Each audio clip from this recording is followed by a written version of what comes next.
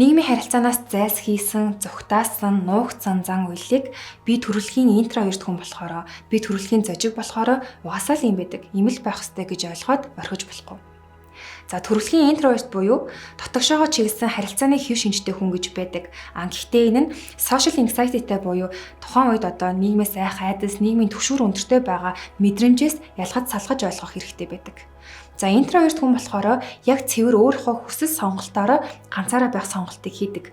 Тэр хүн ганцаараа байхдаа илүү тайван, амгалан, тав тухтай, за тэгээд ажлын бүтээмж өндөр байдаг.